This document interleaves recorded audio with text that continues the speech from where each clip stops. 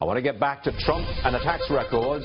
It is, I believe, a federal offense to release someone else's tax return without their permission. Judge Napolitano is here. He knows what's legal and what's not, and he's with us this morning. Stuart, good morning. Okay.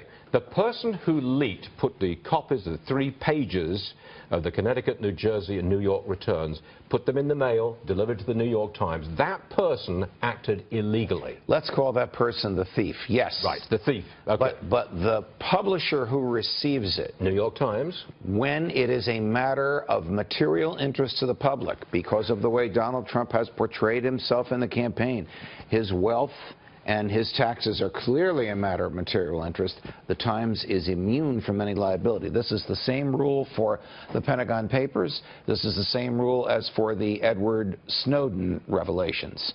Whether or not Snowden committed a crime is irrelevant to the fact that the New York Times and the Washington Post published them. Whether this person who sent them to the New York Times, and by the way, the return address was Trump Tower, right, probably tongue-in-cheek. I would think. That person probably committed a crime. We don't know how they got them, but that person probably committed a crime. The Times did not. Now, did the Times have any journalistic obligation to say, is this yours? Do you want to explain this before we opine on it? Yes, but that is a obligation that stems from the ethics of journalism, not from federal law. Well, they went to the tax preparer who prepared those tax returns way back in the 1990s. Yes. The gentleman who is now 80, yes, partially retired, yes, and he confirmed that that was the front page from those 3 tax returns. Yes. So they did their journalistic duty, I guess. They probably did. They probably did. They probably don't have to go to Donald Trump himself as long as they can identify the preparer, which I gather they did. But Donald Trump's done nothing wrong, because you could, if you had a huge loss or any loss like that, you can carry it forward to offset your income. Well, in theory, yes. I mean, one would have to see all the tax returns to learn if he did anything wrong. Right. But do the statutes permit carry forward loss? Absolutely.